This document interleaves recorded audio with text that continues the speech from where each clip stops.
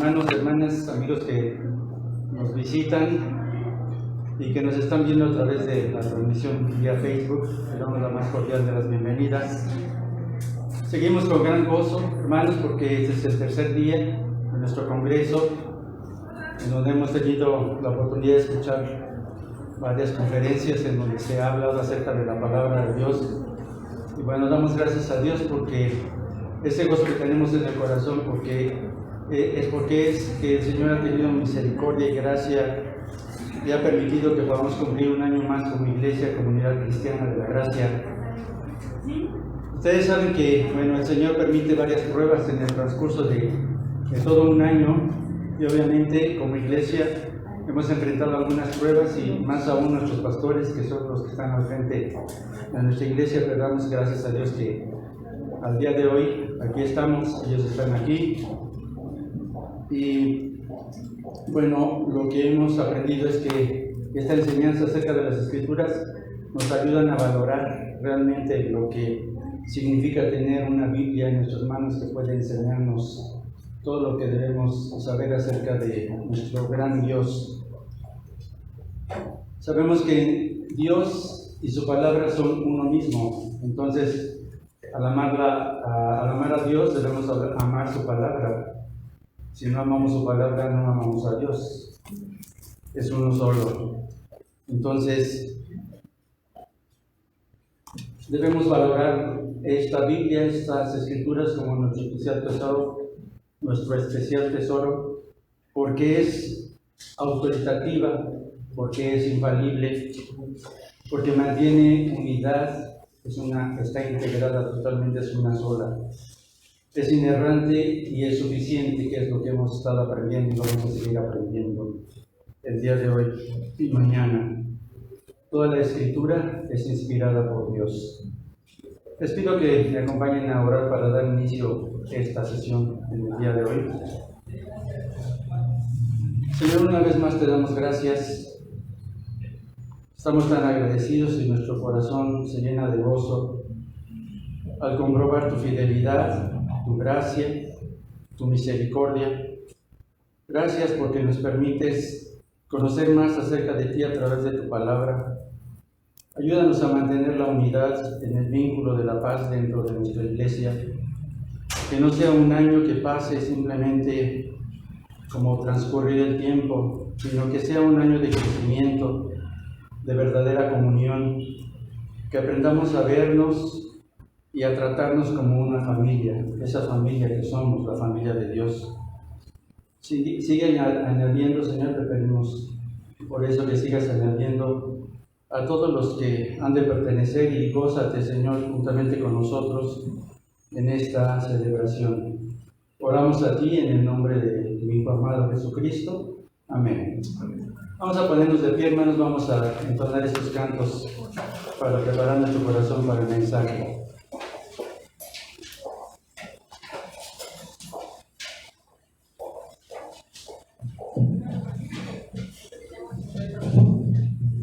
Dice la Biblia que la palabra de Dios es dulce, dulce más que la miel. Vamos a alabar a nuestro Dios con su palabra.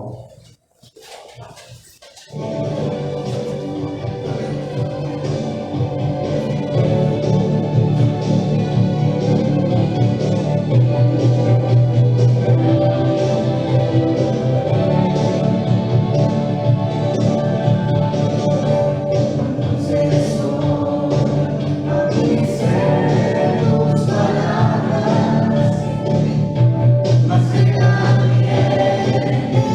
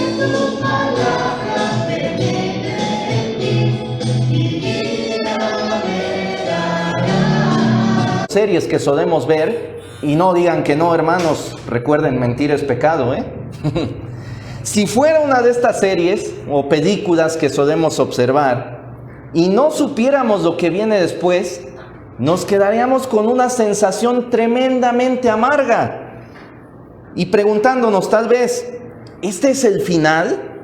¿Fracasó el plan de Dios? ¿Qué va a hacer Dios para remediar esto? Hermanos, en medio de esta escena oscura y triste, aparece la gracia de Dios tan maravillosa como siempre, como cuando vino a nuestras vidas. Con lo que los teólogos han llamado en Génesis 3:15 el protoevangelio. Génesis 3:15 nos dice, y pondré enemistad entre ti, refiriéndose a la serpiente, y la mujer, y entre tu simiente y la simiente suya, esta te herirá en la cabeza y tú la herirás en el calcañar. Este texto habla de una enemistad, un conflicto entre la simiente de la serpiente, todos los que viven en rebeldía contra Dios, guiados por Satanás, y la simiente de la mujer, los rescatados por Dios. Ahora, ¿por qué decimos esto? En la segunda parte del versículo, los términos se hacen muy personales, individuales, y esto es porque este término simiente, hermanos, se puede aplicar tanto a un grupo, a un colectivo de personas, como a una persona representativa de ese grupo. Entonces, cuando el texto dice, tú la herirás en el calcañar, se refiere a Satanás. Cuando Jesús muere en la cruz, esa fue su herida. Una palabra que nos recuerda lo que narra Isaías 53 y que ya han mencionado mis hermanos en las conferencias anteriores. Pero cuando el texto en el hebreo nos dice, Él te herirá en la cabeza, se refiere a Cristo, quien, como en Hebreos 2, 14 al 15 se nos explica, dice, así que por cuanto los hijos participaron de carne y sangre, Él también participó de lo mismo, para destruir por medio de la muerte al que tenía el imperio de la muerte, esto es, al diablo, y librar a todos los que por el temor de la muerte estaban durante toda la vida sujetos a servidumbre. De manera, hermanos, que en estas dos primeras etapas, estas dos primeras épocas, de las 7 que vamos a ver, donde observamos la progresión del plan de redención, que demuestra la unidad de las Escrituras para nuestra seguridad, gozo y santificación, eso es precisamente lo que encontramos. Gozo, seguridad, aún vislumbrando la santidad a la que el Señor llama a su pueblo. En las palabras del hermano Sugel Michelén, él dice, esa es la gran historia de la Biblia, el cumplimiento de esa maravillosa promesa de salvación a través del héroe de esta historia, nuestro Señor y Salvador Jesucristo. Fin de la cita. Así que este no fue un plan B, como algunos dicen por ahí. Este siempre fue el plan A de Dios. El pecado no le tomó por sorpresa al Señor. No es que haya dicho, híjoles, a ver, ahora cómo lo remiendo esto, ¿verdad? Jamás. El Señor había trazado, conocía lo que iba a acontecer con Adán y Eva, sabía lo que iba a transcurrir a lo largo de toda la historia que vamos a observar. Y para Él nunca hay plan B. Siempre es su plan perfecto cumpliéndose, el plan A desarrollándose a lo largo de la historia de la humanidad. Por supuesto, el Señor iría revelando progresivamente de aquí en adelante su glorioso plan de redención.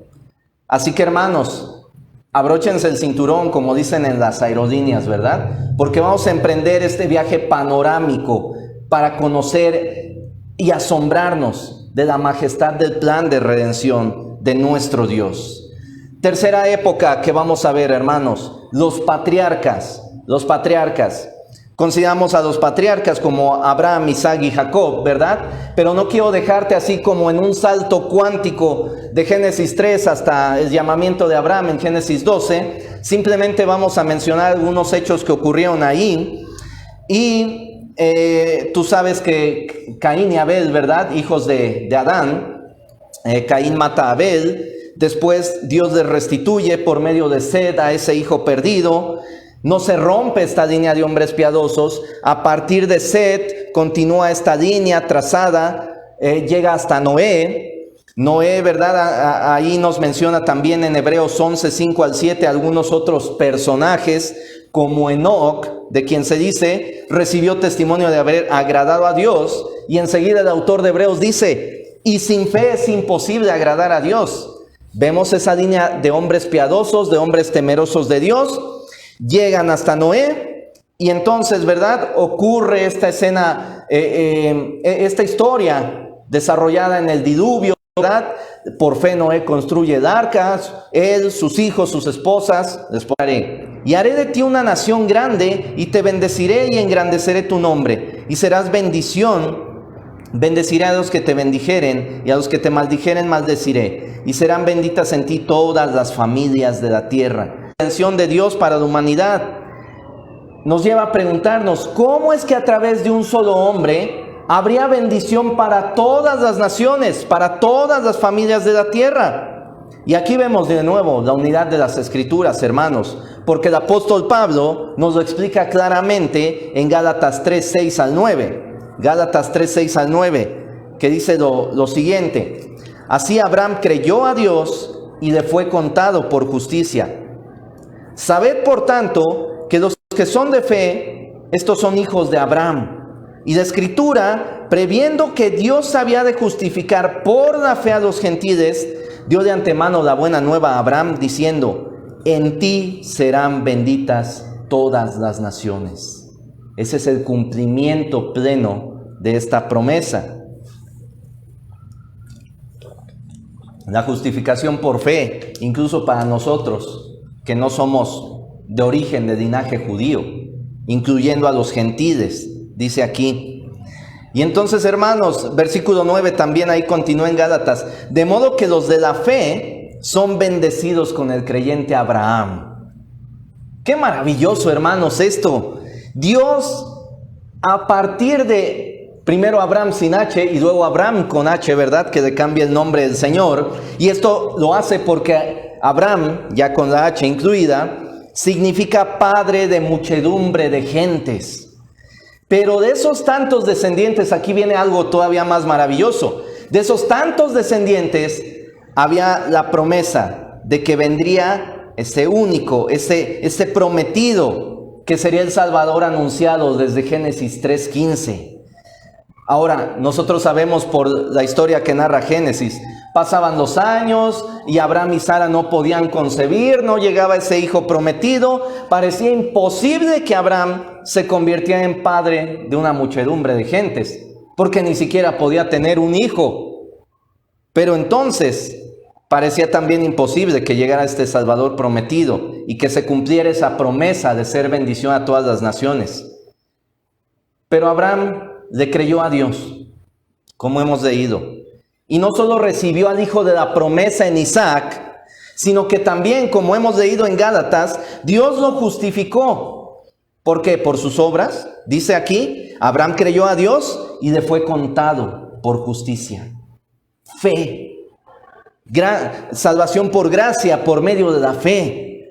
Por eso es que Abraham está ahí en ese capítulo de Hebreos 11, que se le denomina, ¿verdad?, el Salón de la Fama de la Fe, y es conocido como el Padre de la Fe.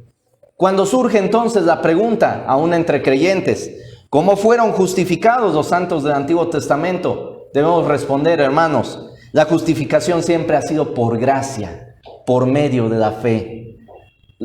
En el Antiguo Testamento, viendo hacia el futuro a ese Mesías prometido, a ese Salvador prometido, y a partir de nosotros, a partir de la venida de Cristo, viendo plenamente al Salvador revelado en la palabra de Dios. Por supuesto, hermanos, en la vida de Abraham también nos lleva a recordar un episodio que señala precisamente a ese en quien se cumpliría plenamente ser bendición para todas las naciones. Ve conmigo a Génesis 22. Solo vamos a leer de los versículos 11 al 14, aunque todo el capítulo nos narra detalladamente, ¿verdad?, esta historia. Solo vamos a ver esta parte final y vamos a ver cómo el escritor de Hebreos, vinculándolo, relacionándolo, mostrando la unidad de las Escrituras, el escritor de Hebreos nos da una explicación al respecto.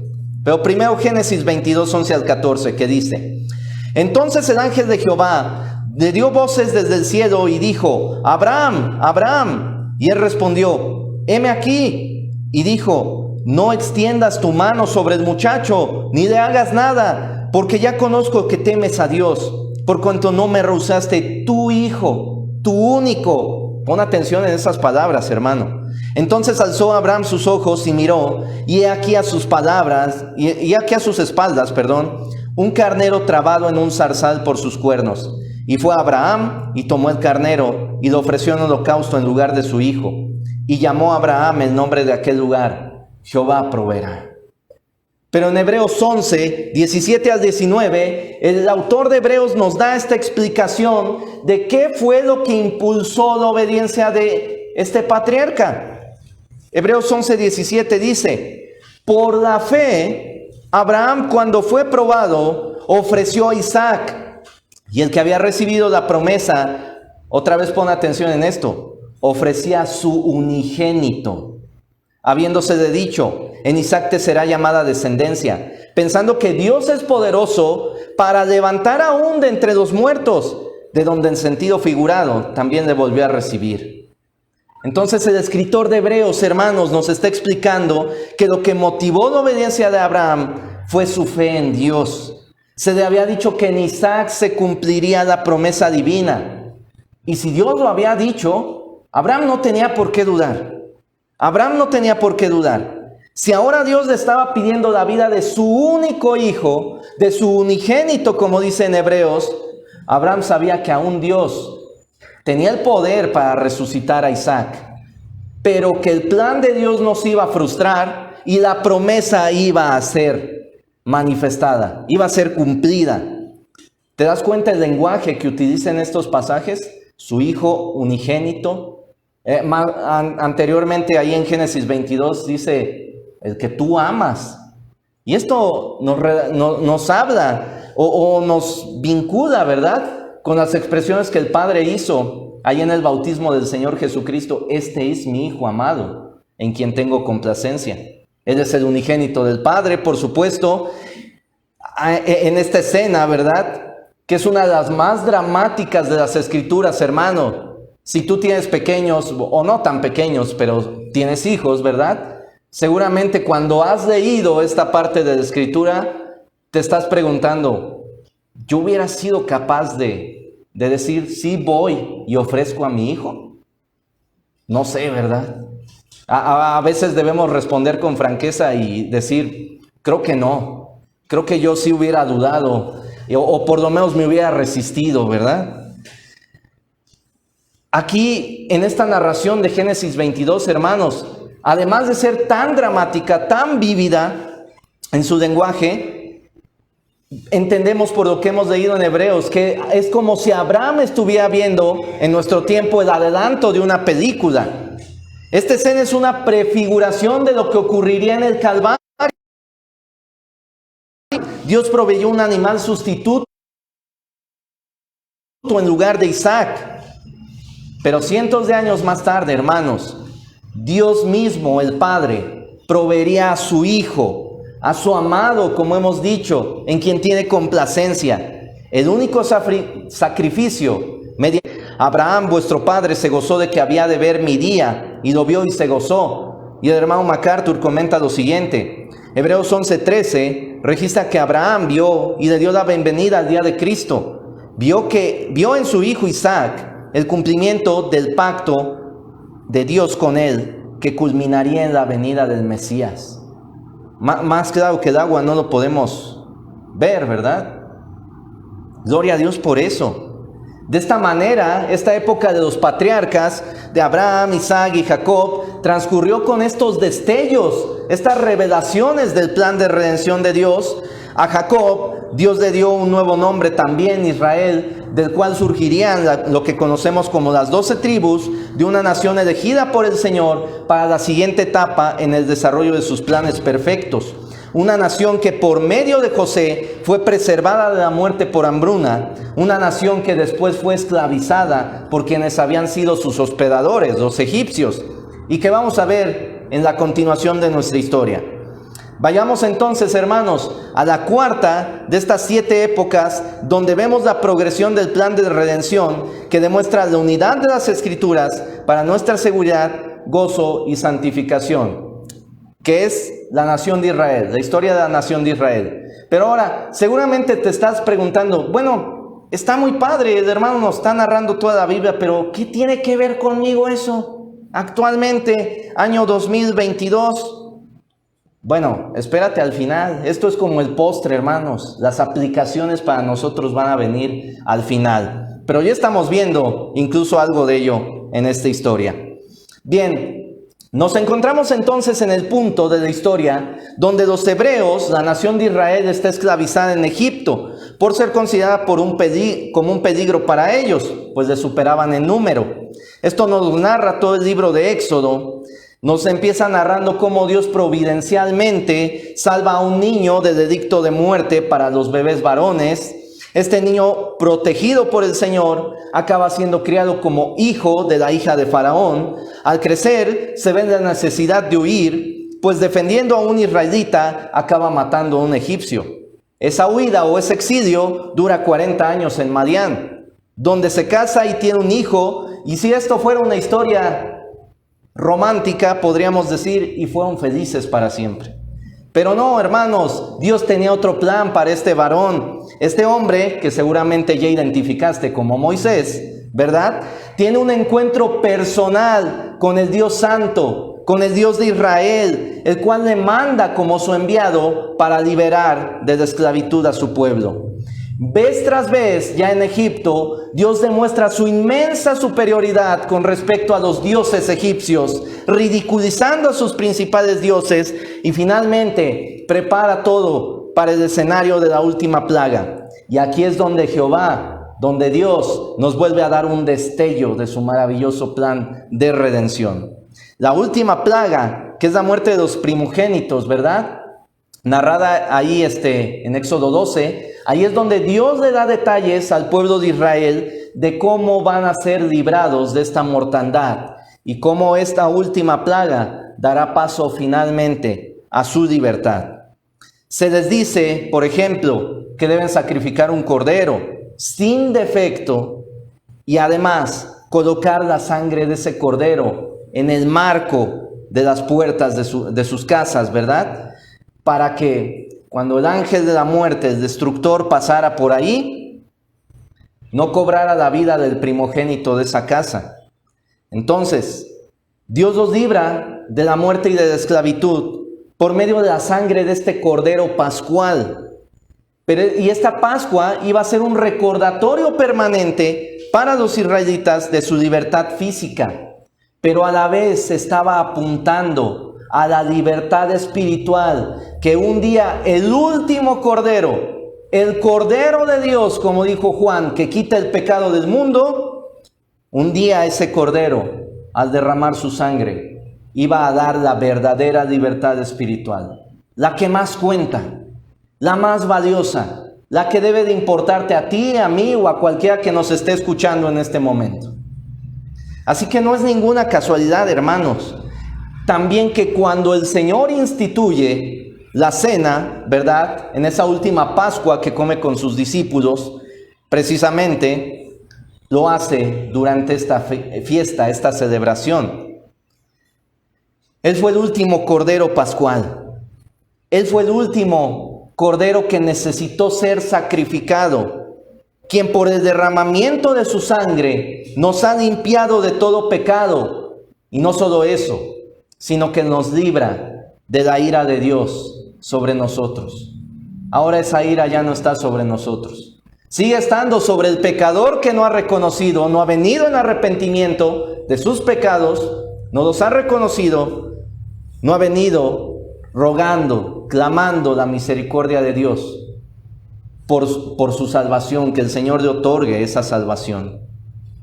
Y como ya hemos mencionado, en el Nuevo Testamento, por eso Juan identifica, cuando él viene al río Jordán, Jesús se acerca al río Jordán y Juan lo ve, señala, he aquí el Cordero de Dios que quita el pecado del mundo, ahí en Juan 1:29. Y Hebreos 10:10, otra vez el escritor de Hebreos nos dice, En esa voluntad somos santificados mediante la ofrenda del cuerpo de Jesucristo, hecha una vez y para siempre. Hermanos, las palabras aquí y en toda la Escritura son poderosamente precisas. Dios tan cuidadosamente escogió que se escribiera lo que Él quería que se escribiera. Y no es casualidad que Dios hubiera puesto estas palabras en boca de Juan el Bautista y en boca del escritor de Hebreos, y que además nos las dejara impresas en este libro maravilloso, que es su palabra, que nos relata esta historia, este plan glorioso de redención que Él tiene. Después de esto, de lo que estamos viendo, la libertad de los israelitas de Egipto, viene una época, ¿verdad?, en la que surge un sucesor de Moisés, que es Josué. A él le toca repartir la tierra prometida. Después de la muerte de José viene una época terriblemente triste en la historia de la nación de Israel, de una tristeza espiritual horrible, ¿verdad? Porque, como narra el libro de los Jueces, cada quien hacía lo que bien le parecía. Como decimos los mexicanos, en traducción al mexicano, ¿verdad? Hacían su regalada gana para acabar, ¿verdad? Después de esto, en el tiempo del último de los jueces, Samuel, quien también era un profeta de Dios, el pueblo, en su falta de entendimiento e ingratitud al Señor, teniendo al mejor rey que una nación pudiera tener, Dios mismo, le dicen a Samuel: queremos un rey como las demás naciones, pero les va a cobrar impuestos, pero esto y lo otro. Nosotros queremos un rey. Bueno, el Señor les dice: dadles lo que quieren, que escojan su veneno, ¿verdad? Y en ese veneno, pues les toca, Dios permite que Saúl sea rey. Este rey, en su continua desobediencia, pierde el trono. Entonces Dios establece a David, quien en 2 Samuel 7, 12 al 13, va a recibir también una promesa vinculada al cumplimiento del plan de redención de Dios. Él recibe la promesa de que uno de sus descendientes sería rey sobre Israel para siempre. Entonces vamos a leer la escritura. 1 Samuel 7, 12 y 13. Y cuando tus días sean cumplidos y duermas con tus padres, yo levantaré después de ti a uno de tu linaje, el cual procederá de tus entrañas, y afirmaré su reino. Todo normal hasta ahí, diríamos, es Salomón. Versículo 13. Él edificará casa a mi nombre, y yo afirmaré para siempre el trono de su reino. Y entró el rey David y se puso delante de Jehová y dijo: Señor Jehová, ¿quién soy yo y qué es mi casa, para que tú me hayas traído hasta aquí? Y aún te ha parecido poco esto, Señor Jehová, pues también has hablado de la casa de tu siervo en lo porvenir. David, sin saber precisamente lo que ocurriría o el momento exacto, sabía que esto era para el porvenir.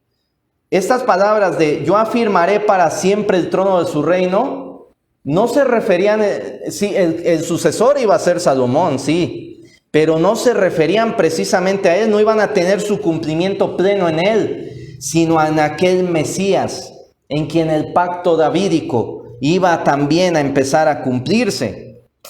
Entonces, después de señalar de esto a David, viene el reinado de Salomón. Después del reinado de Salomón, sabemos que se divide la nación de Israel, reino del norte, reino del sur, y al final los dos acaban en el exilio. Pero para el reino del sur, ¿verdad?, después de estar 70 años en la cautividad en Babilonia, hay un retorno. Dios lo había prometido a través de los profetas, entre ellos Jeremías. No lo vamos a leer, pero esto lo encuentras en Jeremías 25, 11 y 12. Jeremías 25, 11 y 12. Y Dios, en esa promesa mencionada por estos profetas, Dios cumplió su promesa. Pasaron esos 70 años, muchos israelitas regresan a su tierra, reconstruyen el templo, vuelven a la adoración genuina hacia el único Dios verdadero, tal como Él lo ha mandado. Sin embargo, vuelven a apartarse. Después del profeta Malaquías, el último vocero que llama al arrepentimiento, a la fidelidad para con Dios en una nación infiel, tienen que pasar 400 años en los que el Señor no habla a su pueblo. No hay revelación hacia Israel. Para entonces, después de estos 400 años, Israel ya estaba dominado por el Imperio Romano. Y podríamos pensar de nuevo, se frustró el plan de Dios para con Israel. Pero no, hermanos, Dios siempre es fiel. Dios es fiel a lo que promete y es fiel a su palabra.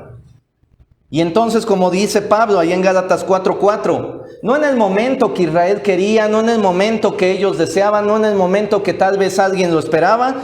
Gálatas 4:4 nos dice, pero cuando vino el cumplimiento del tiempo, Dios envió a su Hijo, nacido de mujer y nacido bajo la ley, para que redimiese a los que estaban bajo la ley, a fin de que recibiésemos la adopción de hijos. Al tiempo que Dios ya había determinado, vino por primera vez el Salvador de la humanidad.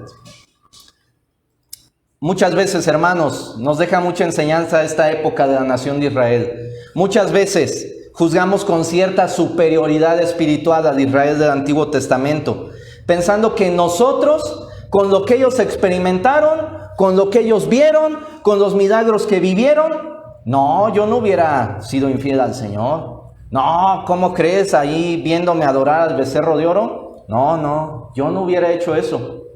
La verdad, hermanos, la triste realidad es que muchas veces somos mucho más parecidos a este Israel de lo que queremos admitir. Sin embargo, aún en un escenario tan oscuro como el que nos hemos quedado en este punto de la historia, hay una gran verdad inmutable a lo largo de todo el Antiguo Testamento, y que el Señor quiso que se reflejara ahí en 2 de Timoteo 2:13. Si fuéramos infieles, Él permanece fiel. Él no puede negarse a sí mismo. El Señor es fiel y su plan se iba a cumplir y se está cumpliendo, de hecho, hoy en día. No hay nada que lo impida. Hasta este momento de la historia de la redención, del plan de redención, hemos podido contemplar también el maravilloso poder y soberanía de nuestro Dios, hermanos. Está ahí presente en cada momento que hemos visto. Seamos sinceros, hermanos. Cada vez que nosotros hacemos planes, o los cambiamos, o los cancelamos, o las cosas no salen como nosotros habíamos planeado, trazado así, paso A, paso B, paso C. Casi siempre, o en muchas ocasiones, nuestros planes o se ven frustrados, o no salen como esperábamos. Esto no pasa con Dios. Y eso es lo más maravilloso, hermanos. Esto nos debe llenar de gozo, de seguridad, nos debe alentar. El plan redentor de nuestro Dios no ha sufrido alteración alguna desde que Él lo concibió en su mente. El plan maravilloso de Dios, como hemos dicho, Él no tiene plan B, C, D, no. Ha venido desarrollándose a lo largo de la historia en el tiempo que Él ha querido, en el momento que Él ha querido, de la forma que Él ha querido. Y eso, como vamos a ver en la primera venida de Cristo, sigue ocurriendo y va a seguir ocurriendo. Su plan siempre se cumple, tal cual Él lo ha determinado. De manera que nada ni nadie puede frustrar los planes de Dios. Y la verdad, hermanos, es que día a día, a pesar de nuestra infidelidad, nosotros también vemos las misericordias del Señor para con nosotros. Cuando igual que Israel, venimos en genuino arrepentimiento y contrición de corazón, es entonces cuando el Señor derrama de su gracia en nuestras vidas. Derrama de su gracia sobre nosotros para que prosigamos a la meta. Y nosotros tenemos esa bendición, ¿verdad? De saber que podemos poner nuestra mirada en Jesucristo, el autor y consumador de nuestra fe. Y es de quien vamos a hablar a continuación, hermanos, en esta quinta época, la primera venida de Cristo. Vamos a dividir en 3 puntos principales, rápidamente los vamos a ver, acerca de la primera venida del Señor Jesucristo. Sus referencias las referencias que van a ser sobre su nacimiento, su ministerio y su muerte y resurrección. De esta manera vamos a ver muchas de las profecías que omitimos, ¿verdad?, en la historia de Israel, de lo que hablaban los profetas en referencia a hechos que se fueron cumpliendo en el Nuevo Testamento, mostrándonos de esta manera, ¿verdad?, todavía más claramente la unidad de las Escrituras. Vamos primeramente a Lucas 1:26, y solamente voy a estar leyendo ahí en el versículo 22, pero el pasaje completo sería de 1:26 al 35, es cuando a María se le anuncia, ¿verdad?, el nacimiento de este Salvador, de este Hijo especial. Bueno, desde el 31 dice, Lucas 1:31. Y ahora concebirás en tu vientre y darás a luz un hijo y llamarás su nombre Jesús. Este será grande y será llamado Hijo del Altísimo, y el Señor Dios le dará el trono de David su padre. Cumplimiento del pacto davídico que leímos ahí en 2 de Samuel 7. Versículo 33 dice, y reinará sobre la casa de Jacob para siempre, y su reino no tendrá fin. Entonces María dijo al ángel, ¿cómo será esto? Pues no conozco varón. Respondiendo el ángel le dijo, el Espíritu Santo vendrá sobre ti, y el poder del Altísimo te cubrirá con su sombra, por lo cual también el santo ser que nacerá será llamado Hijo de Dios. Este era el anuncio del cumplimiento de una de las profecías que Isaías recibió del Señor. Ahí en Isaías 7:14, es un pasaje muy conocido para la mayoría de nosotros. De hecho, Mateo 1:20 al 23, específicamente en el versículo 22, nos dice esto. Desde el 21, para que entendamos esto, dice, y dará a luz un hijo y llamará su nombre Jesús, porque él salvará a su pueblo de sus pecados. Versículo 22, todo esto aconteció para que se cumpliese lo dicho por el Señor, por medio del profeta, cuando dijo, he aquí concebirá y dará a luz un hijo y llamará su nombre Emmanuel, que traducido es Dios con nosotros. ¿Te das cuenta lo que dice ahí el versículo 22? Todo esto aconteció para que se cumpliese lo dicho por el Señor. El plan de Dios por medio de José y María a Belén, donde se dio el nacimiento de Jesús. Algo que incluso los conocedores mencionaron cuando Herodes se los preguntó. Vemos esta escena donde el rey de los judíos, y casi él les dice, pues yo tampoco sé, ¿verdad? Déjenme preguntar.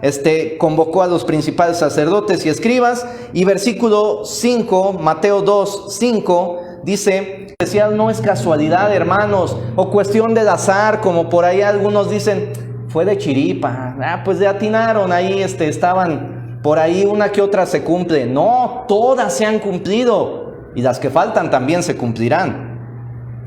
Cuán maravilloso entonces es para nuestras vidas que estemos en manos de un Dios, del Señor de la historia, quien nos ha asegurado que todo lo que la Escritura afirma, aún lo futuro para nosotros, se ha de cumplir. ¡Qué certeza, hermanos! ¡Qué gozo nos debe dar esto! No estamos en manos de una deidad como las deidades egipcias que tenían ojos y no veían, tenían pies y no podían caminar, y todos esos ídolos que vemos hoy en día a nuestro alrededor que nada pueden hacer. Estamos ante el Todopoderoso, el que dirige la historia, el Señor de la historia, el dueño de todo, lo visible y lo invisible, y que no va a dejar que su plan sea frustrado, ni en general, ni en la macrohistoria, ni en tu vida, hermano. Su propósito se ha de cumplir, tanto en toda esa gran esfera de la redención, esfera de la historia humana, como en cada una de las vidas particulares de nosotros que estamos hoy aquí. Pasemos a hablar del ministerio público del Señor, y vamos a hacerlo de manera más rápida. el primero en preguntar, por ejemplo, la identidad del Señor Jesucristo es Juan el Bautista.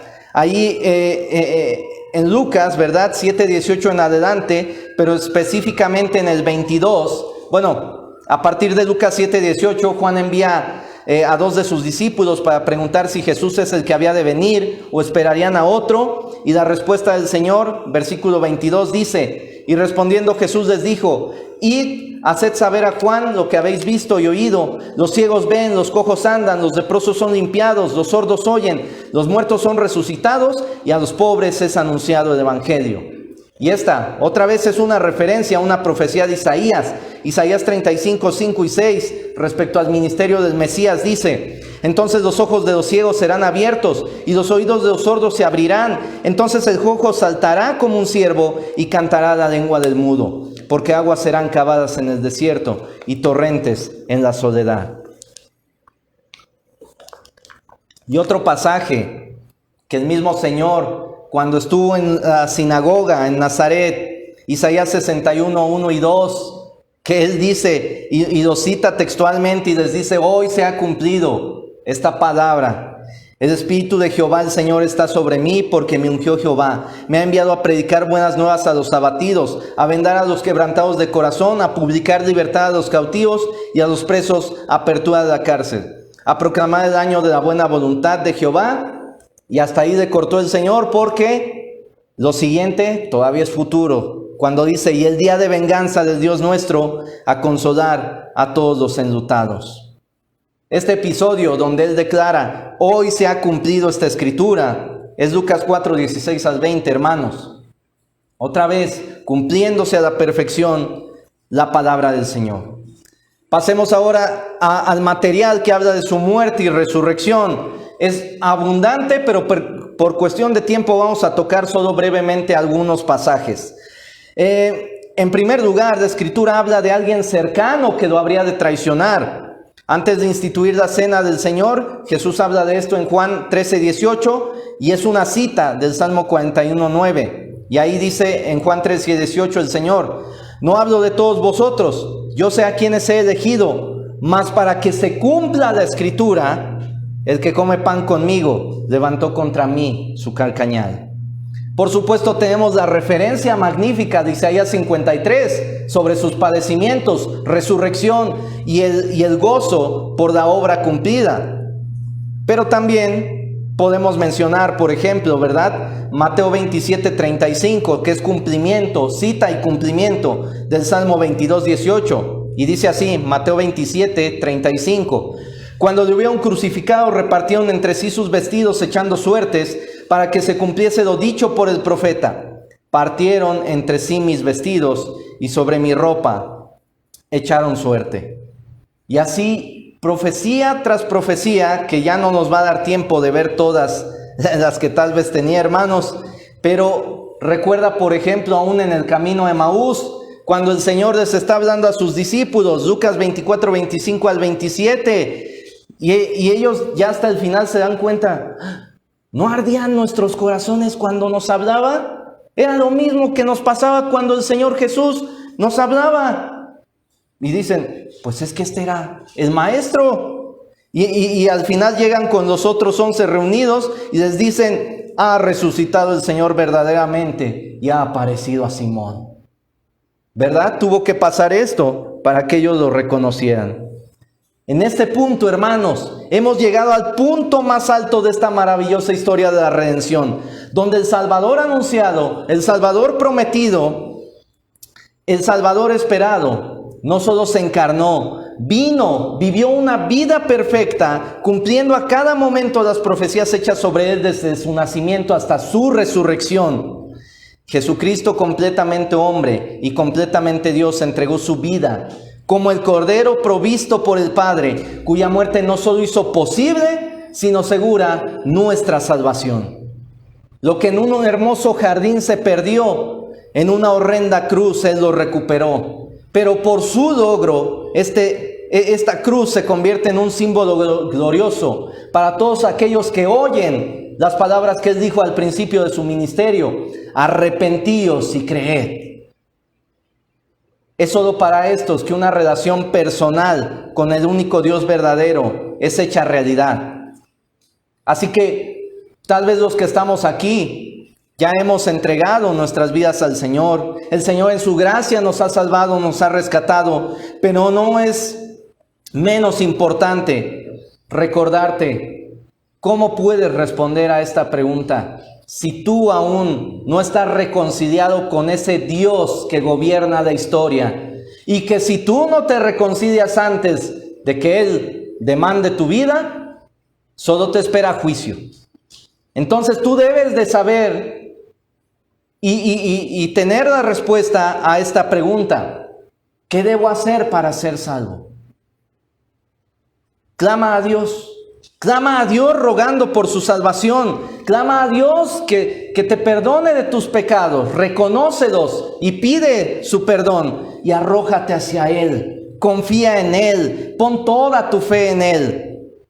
Pon tu confianza en la obra que Cristo ya hizo en la cruz en favor de los pecadores, que como tú y como yo, un día recibimos esa salvación.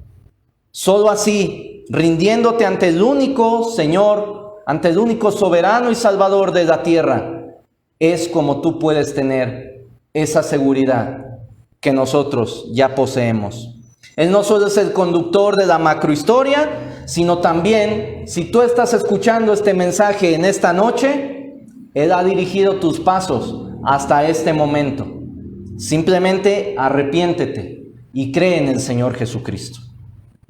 Hermanos, pasemos rápidamente a los últimos dos eventos o épocas donde vemos la progresión del plan de redención que demuestran la unidad de las Escrituras para nuestra seguridad, gozo y santificación.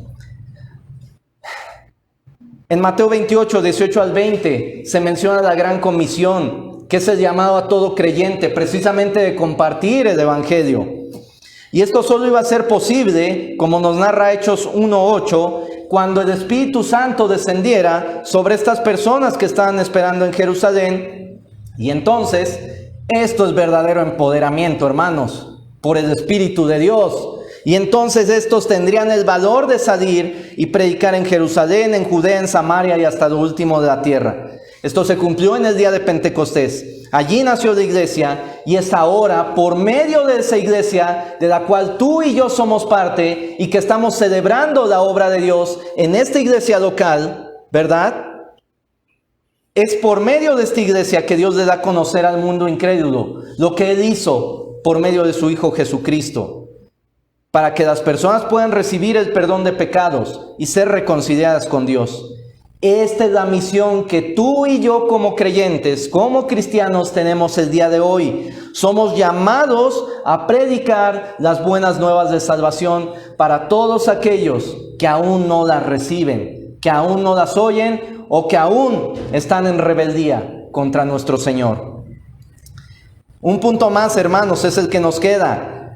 Séptimo punto, la consumación al final de los tiempos. No vamos a hablar mucho de esto, sino simplemente lo que nos espera a aquellos a quienes el Señor, desde Génesis hasta el punto en el que nos encontramos, y ese punto final que vamos a leer ahorita en Apocalipsis, nos da una esperanza gloriosa para todos aquellos que hemos sido lavados por la sangre del Cordero, redimidos por esa sangre preciosa. Apocalipsis 21, 1 al 4 habla de esto, pero en especial el versículo 3 para mí es algo hermoso. Dice: y oí una gran voz del cielo que decía: he aquí el tabernáculo de Dios con los hombres, y Él morará con ellos, y ellos serán su pueblo, y Dios mismo estará con ellos como su Dios. Hermanos, yo anhelo este momento, y tú deberías de anhelarlo también. Es el cumplimiento de todo lo que hemos visto hasta ahora. Es el cumplimiento máximo de la historia de la redención. Es el cumplimiento pleno, final, cuando ya no haya más pecado, más dolor, cuando Él enjugue nuestras lágrimas y por la eternidad estemos gozando de su gloriosa presencia. Qué maravilloso, hermanos. He querido trazarlo de esta manera y tal vez ha sido muy rápido, hermanos, pero finalmente hay unas aplicaciones muy claras para nosotros. Hemos dicho que esto que hemos visto es para nuestra seguridad, gozo y santificación. Bueno, pues número 1, hermano, puedes estar seguro de que nada va a frustrar el plan de Dios. Todo lo que Él dijo se ha cumplido, y lo que falta, puedes tener la certeza de que se cumplirá, tal cual Dios lo ha planeado. Si tú eres creyente, puedes estar seguro también de tu salvación. No tenemos un Dios voluble que el día de mañana diga, no, la salvación ya no es por fe, ya no es por gracia. No, tampoco existe otra fuerza o otro ser que le impidan al Señor cumplir lo que Él ya ha dicho que va a determinar, que va a cumplirse. Debes gozarte también, hermano, en la salvación que Dios te ha concedido. Debes gozarte en que la historia de la redención está marcada por la fe y no por las obras, porque de lo contrario ninguno de nosotros estaría reconciliado con el Señor. Gózate también en tu Salvador, no importando las circunstancias que estés viviendo en este momento, pues Dios obra para bien de sus hijos todas las cosas que nos están aconteciendo, hermanos. Gózate en la garantía que Él te da, tanto en el presente como en el futuro, respecto a tu salvación. Pero también, hermanos, finalmente, vive en santidad, sabiendo que todo lo que vimos, tal vez muchos errores que cometió Israel en el pasado, 1 Corintios 10:11 nos dice que estas cosas acontecieron como ejemplo y están escritas para amonestarnos a nosotros, a quienes han alcanzado los fines de los siglos. Aprendamos y realmente no cometamos esos errores, hermanos. Vivamos en santidad, no confiemos en nosotros mismos, sino confiemos en el único que nos puede sostener. Vive también en santidad, hermano, pues es la única manera de corresponder a la misericordia de Dios hacia tu vida, tal cual nos dice Romanos 12:1. Por lo tanto, amados hermanos, les ruego que entreguen su cuerpo a Dios por todo lo que Él ha hecho a favor de ustedes, que sea un sacrificio vivo y santo, la clase de sacrificio que a Él le agrada. Esa es la verdadera forma de adorarlo. Lo leí en Nueva Traducción Viviente, hermanos. Y finalmente, vive en santidad, pues esta es la clase de testimonio que toda generación ha necesitado para voltear hacia Cristo. Filipenses 2:14-16 dice: haced todo sin murmuraciones y contiendas, para que seáis irreprensibles y sencillos, hijos de Dios sin mancha, en medio de una generación maligna y perversa, en medio de la cual resplandecéis como luminares en el mundo. Oremos, vayamos en oración al Señor, hermanos. Padre bendito, que asombrados nos dejas, Señor, con lo que tú haces. Con lo que tú has hecho, con lo que tú haces, con lo que tú harás. Hemos visto solo panorámicamente la historia de la redención. Y nos ha faltado tiempo incluso para explorar algunos pasajes, pero, Señor, qué maravilla. Debemos de estar maravillados, asombrados por el control, la soberanía que tú tienes de todas las cosas, tu poder, tu fidelidad. Porque todo lo que has dicho se ha cumplido y se seguirá cumpliendo. Y todo esto no hace más que marcarnos que tu palabra está en perfecta unidad. Antiguo y Nuevo Testamento están en perfecta unidad, sincronía, no hay contradicción alguna. Solamente, Señor, ayúdanos a entender tu palabra, a buscarla como si estuviéramos en una mina buscando oro, a cavar hasta las profundidades, Señor, de la Escritura, lo más que nos permita, Señor, para deleitarnos en el plan que tú vas desarrollando y cumpliendo día a día, no solo con respecto a toda la humanidad, sino aún con respecto a nuestra vida, Señor. Qué gozo, qué asombro, qué seguridad nos da el entender esto, Señor. Simplemente nos dejamos en tus manos, Señor. Haz con nosotros lo que debas hacer, lo que tú quieras hacer, conforme a tu perfecta voluntad en nuestras vidas. Y anhelamos, Señor, ese encuentro contigo, en aquel cumplimiento pleno cuando no estorbe el pecado nuestra comunión contigo, Señor. La gloria sea a ti por los siglos de los siglos, Señor. Amén. Dios les bendiga, mis hermanos.